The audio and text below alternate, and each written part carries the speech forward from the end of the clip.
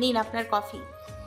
জিহান মৃদু হেসে জিহান কফির মগ হাতে নিয়ে বলে, ধন্যবাদ প্রিয়জান। প্রিয়তি লজ্জা পেয়ে বারান্দায় চলে গেল। জিহানও প্রিয়তির পিছনে পিছনে গেল।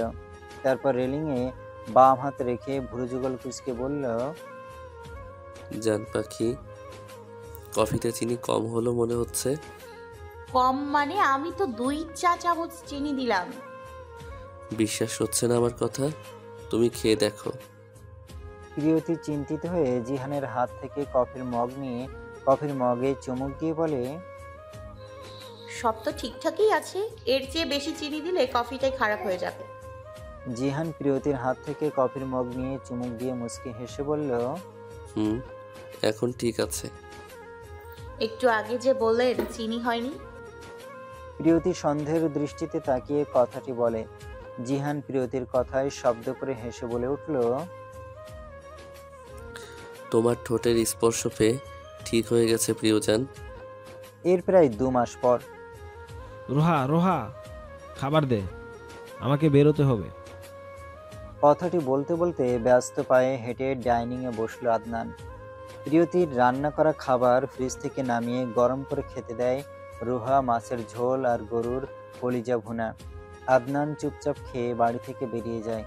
আদনানের যাওয়ার দিকে দীর্ঘশ্বাস ফেলে রোহা বলল, আমার সাথে কেন এমন হলো?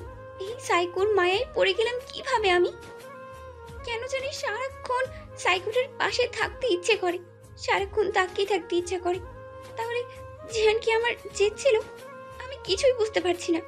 স্বামী স্ত্রীর নাটক করতে করতে সাইকোটার প্রেমে পড়ে গেলাম না তো আবার? এত কষ্ট দেওয়ার পরও কেন এত ভালো লাগে আপনাকে আদনান ভাই? আপনার দেওয়া আঘাতগুলো আমার ভালো লাগায় পরিণত হয়েছে কেন? রোহার ভাবনার মাঝে প্রিয়তি আর জিহান আসলো। তারা বাইরে গিয়েছিল একটা কাজে, এখনই আসলো। রোহা প্রিয়তির দিকে তাকিয়ে মলিন হেসে বলে, আরে প্রিয়তি, চলে এসেছিস? হ্যাঁ আপু, তুমি খেয়েছো? না খাইনি, পরে খাবো। তুই আর জিহান রুমে গিয়ে ফ্রেশ হয়ে নিচে আয়, একসাথে খাবো। প্রিয়তি মাথা নাড়িয়ে চলে গেল জিহানের পিছু পিছু। মা বলেছে আমাদের বিয়েটা আবার হবে। আবার কেন? প্রিয়তি বোকার মতন প্রশ্ন করলো, কারণ আমরা লুকিয়ে বিয়ে করেছি তাই। আর শুধু আমার আর তোমার নয় রোহা, আর আদনান ভাইয়ের বিয়েটাও হবে।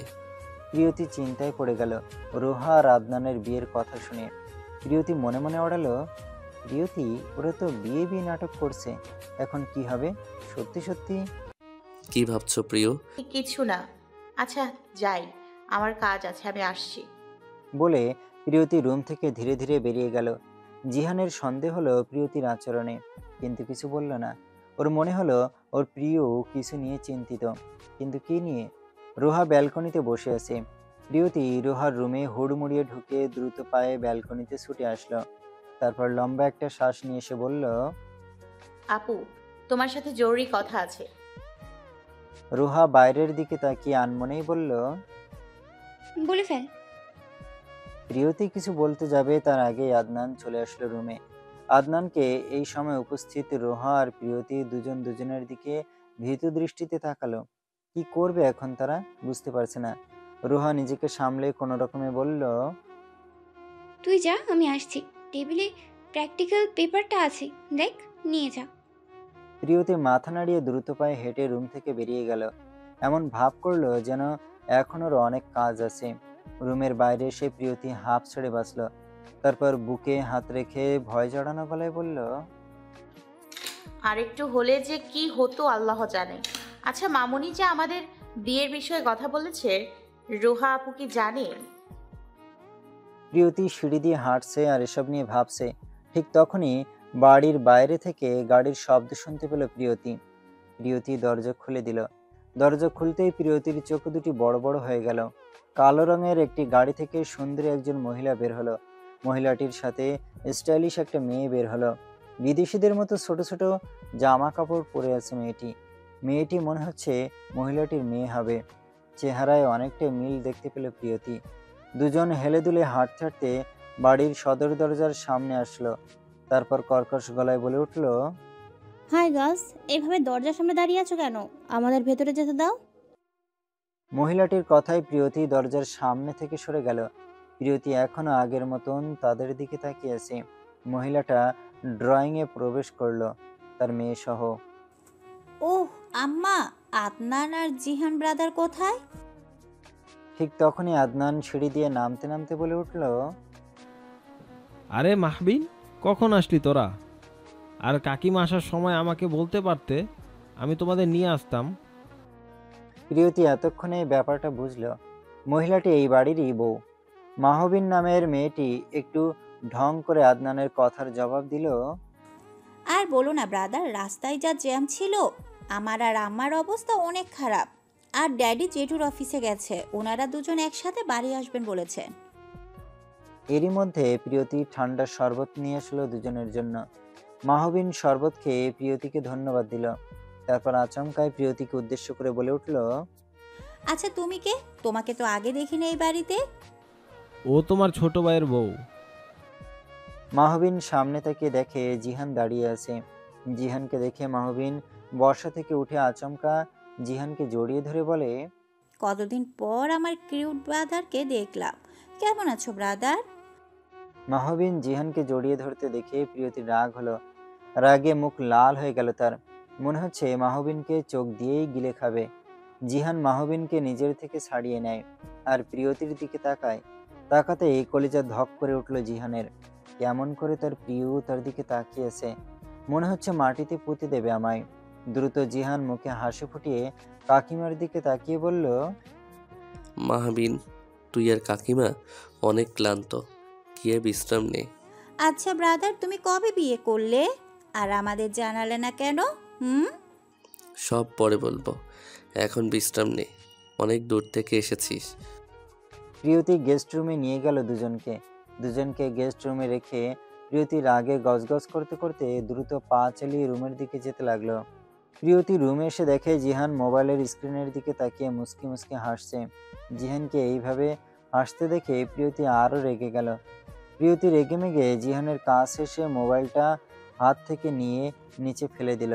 তারপর জিহানের শার্টের কলার ধরে রেগে বলতে শুরু করলো, মেয়েদের সাথে মাখামাখি করতে তোর খুব ভালো লাগে তাই না? প্রিয়তিকে তুই করে বলতে দেখে জিহান আশ্চর্য হলো। আর এত রাগান্বিত হতে দেখেনি কখনো প্রিয়তিকে। জিহান ঢোক গিলে কোনো রকমে বলল, বাহ, বউ দেখি আজকে খুব রেগে আছে। মনে মনে বলল জিহান। কি ভাবছিস তুই? কথা বল, অসভ্য বাদর। প্রিয়তির কথা শুনে জিহানের হাসি পাচ্ছে। অনেক কষ্টে হাসি চেপে রেখে বলল, তুমি ভুল বুঝছো বউ, ও আমার বোন হয় তাই জড়িয়ে ধরেছে। আর তুমি এত রেগে যাচ্ছ কেন? তুমি তো আমায় ভালোবাসো না? রসিকতা করে বলল জিহান। প্রিয়তি জিহানকে আর কোনো কথা বলতে না দিয়ে জিহানের রেগে ঠোঁট ঠোঁট মিশিয়ে দিল। ইচ্ছে মতো ঠোঁট কামড়ে দিতে লাগলো জিহানের।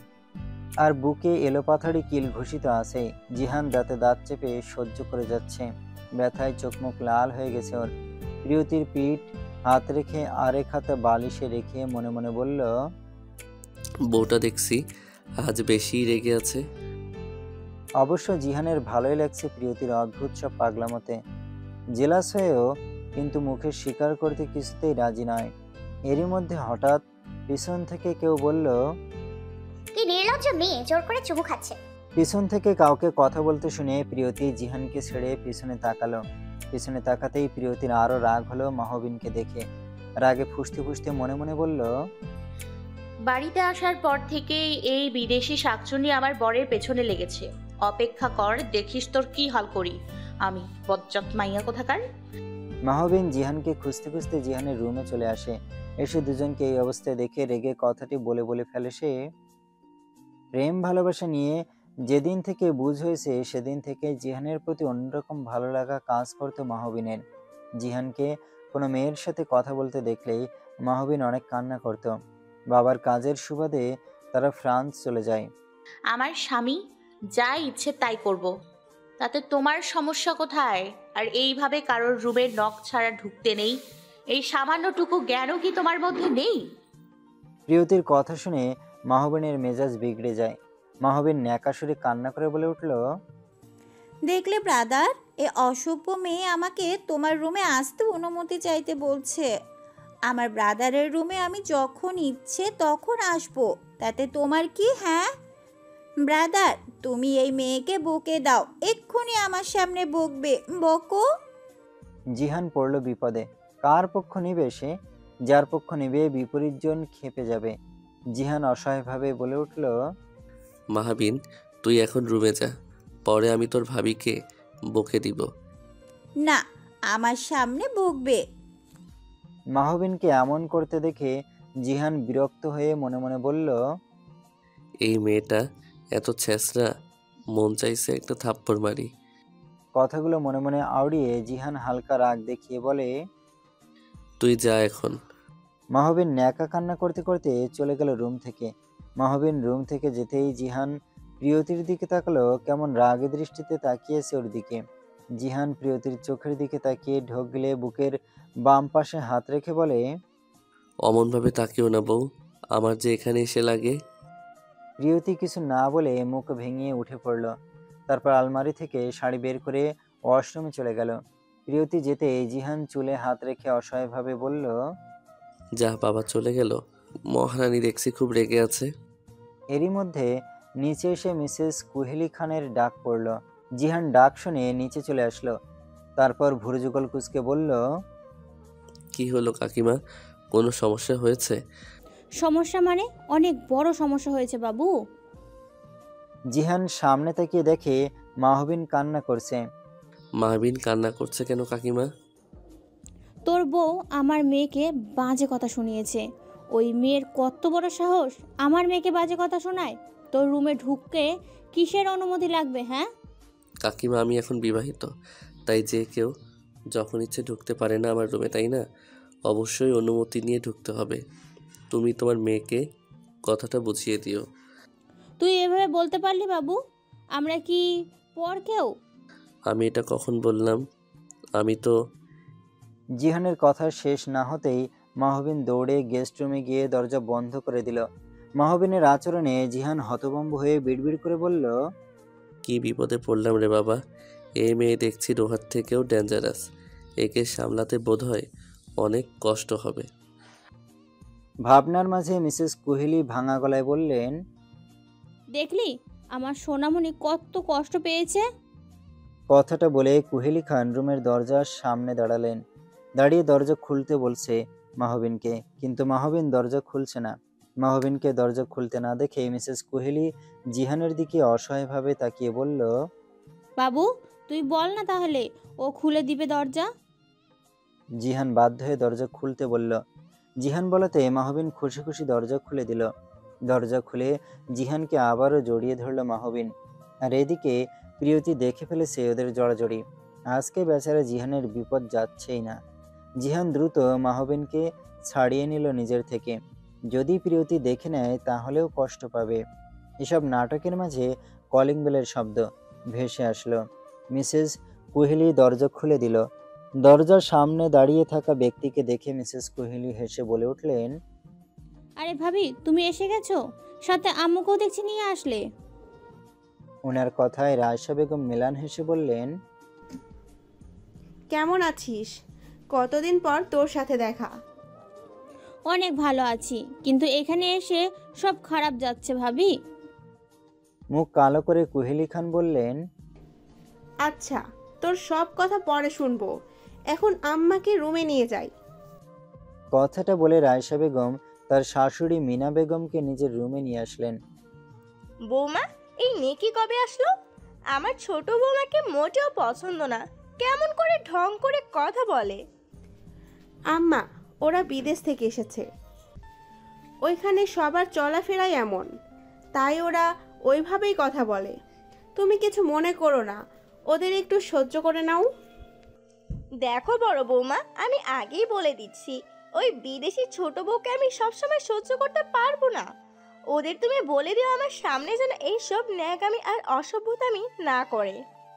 রায়শা বেগম হেসে দিলেন মায়ের কথা শুনে, আর সাথে চিন্তিত মিসেস কুহেলিকে নিয়ে। প্রিয়তি মন খারাপ করে রুমে বসে আছে। জিহানের সাথে কিছুতেই মাহবিনকে সহ্য করতে পারছে না সে। খুব কান্না পাচ্ছে প্রিয়তি। প্রিয়তি মনে মনে ঠিক করে ফেলেছে জিহানের সাথে কথা বলবে না। একবার নয়, দুবার নয়, জড়িয়ে ধরেছে মেয়েটা। অন্য একটা মেয়ে আমার বরকে স্পর্শ করছে। ভাবনার মাঝে জিহান রুমে আসলো। এসে দেখলো প্রিয়তি চুপচাপ বসে আছে। জিহান প্রিয়তির দিকে তাকিয়ে মনে মনে বলল, মনে হচ্ছে বউয়ের রাগ কমে গেছে। কিভাবে কথা শুরু করি, যদি আবার রেগে যায়?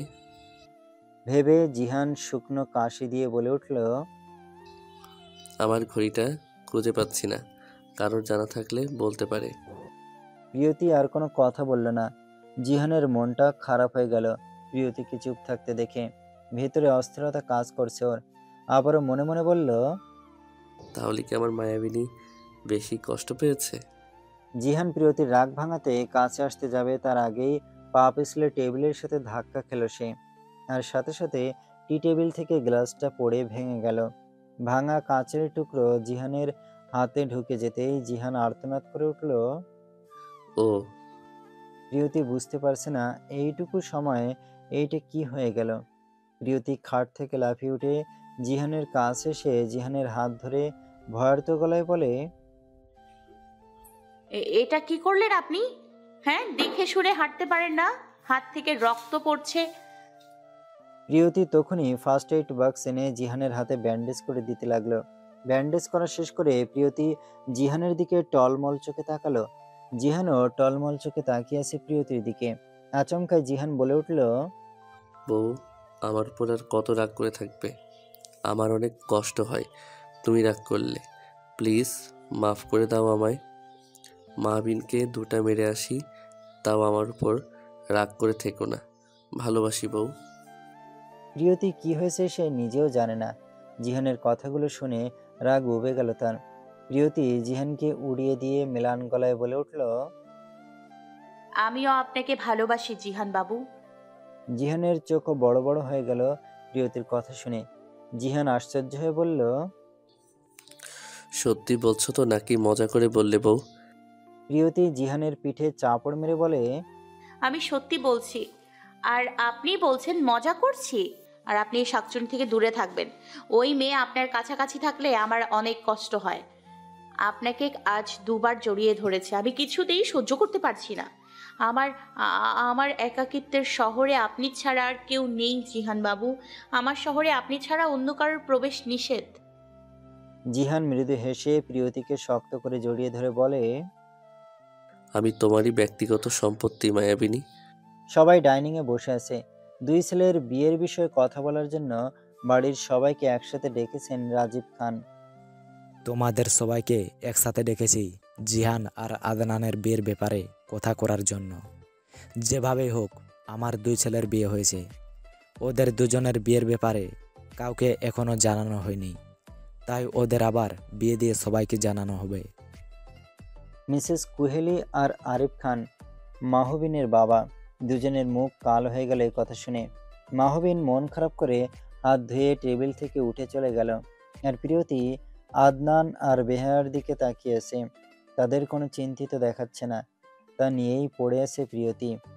আবার জিহানের দিকে তাকালো প্রিয়তি। জিহানের মুখে রহস্যময় হাসি। প্রিয়তি কিছুই বুঝতে পারছে না এসব কি হচ্ছে।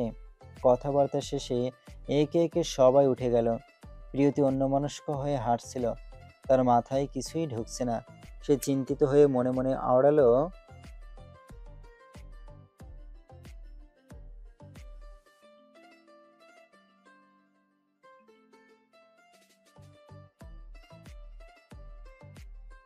এইসব ভাবতে ভাবতে প্রিয়তি সিঁড়ির কাছে কখন চলে এসেছে সে নিজেও জানে না। দুপা যাওয়ার পর প্রিয়তি পা পিছলে সিঁড়ি দিয়ে পড়ে যেতে নেবে, তার আগেই প্রিয়তি তার কোমর জড়িয়ে ধরে। প্রিয়তি ভয়ে চোখ বন্ধ করে রেখেছে। সমস্ত শরীর তার কেঁপে কেঁপে উঠছে।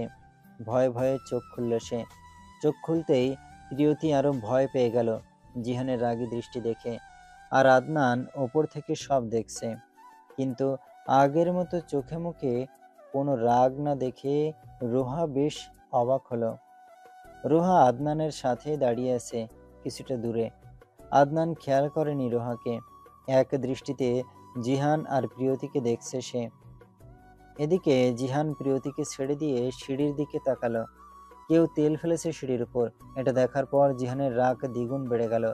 জিহান রেগে চিৎকার করে বলতে লাগলো, মামনি মামনি